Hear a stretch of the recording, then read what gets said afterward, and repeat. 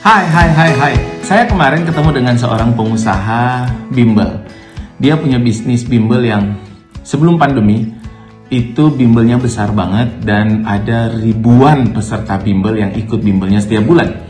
Namun keadaan berubah ketika peraturan pemerintah menghapuskan UN, ujian nasional, tidak ada lagi. Sehingga itu membuat peserta-peserta bimbelnya berkurang sangat drastis sekali dan akhirnya kehilangan omset yang sangat banyak. Lalu sekarang dia bingung apa yang harus dia lakukan.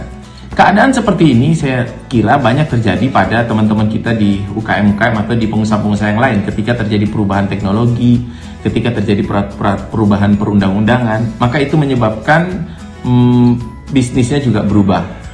Teman-teman semuanya, apa yang harus kita lakukan ketika terjadi perubahan? Nah, ada sebuah sindrom namanya boiling frog syndrome. Boiling frog syndrome atau dalam bahasa Indonesianya adalah sindrom katak rebus. Jadi dikatakan dalam sindrom ini bahwa seekor katak kalau misalnya dimasukkan ke dalam panci yang isinya air mendidih 100 derajat, maka katak itu pasti ketika masuk langsung dia lompat, langsung dia kabur, langsung dia lari.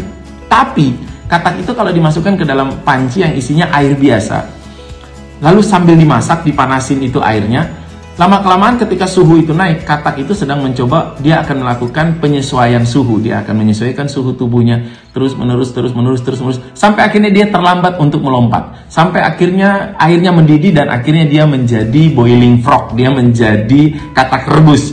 Nah, dalam bisnis, istilah boiling frog syndrome ini seringkali mengacu kepada perusahaan-perusahaan yang leadernya, pemimpinnya itu terlambat melompat, terlambat menyadari perubahan, terlambat mengambil keputusan, terlambat melakukan sesuatu yang menyebabkan pada akhirnya bisnisnya mati, bisnisnya tidak lagi relevan dengan keadaan bisnisnya dan produk-produknya tidak lagi fit to market.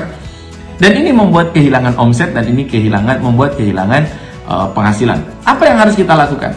Yang pertama, kita perlu untuk menyadari bahwa ketika terjadi perubahan yang berdampak kepada kita, kita harus menyadari, kita harus menerima terlebih dahulu. Ada beberapa orang yang hatinya tidak menerima dengan perubahan. Hati yang tidak mau menerima perubahan inilah yang membuat kita tidak mengambil tindakan, tidak mengambil keputusan, tidak menciptakan produk-produk baru. Karena hatinya belum nerima. Ini masalah hati. Hati-hati ya. Yang kedua yang harus kita lakukan setelah kita menerima, kita menyadari bahwa adanya perubahan, kita harus ngobrol dengan sesama katak.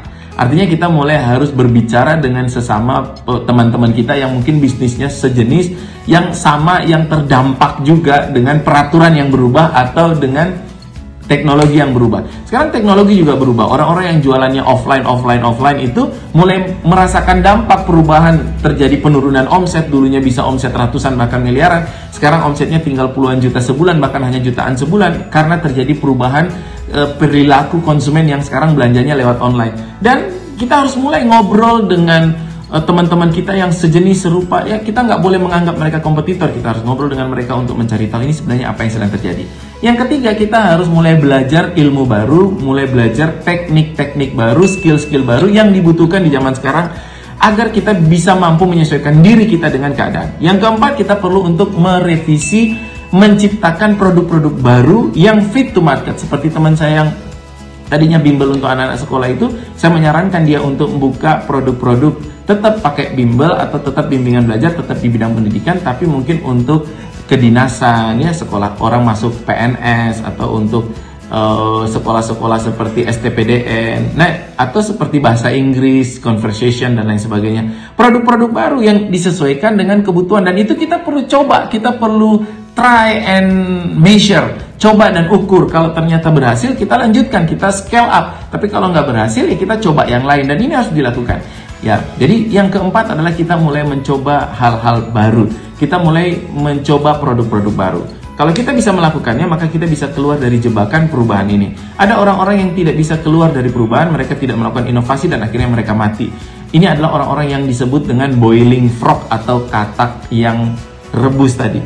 Maka apabila teman-teman merasakan bisnisnya sekarang mungkin ada dalam masa sedang menurun, teman-teman harus segera mengambil keputusan, harus segera cari informasi, jangan sampai seperti katak rebus yang pada akhirnya tanpa disadari, ya udah matang deh kataknya, akhirnya siap untuk disantap. Billahi taufiq wal hidayah, sampai ketemu pada tips berikutnya. Assalamualaikum warahmatullahi wabarakatuh.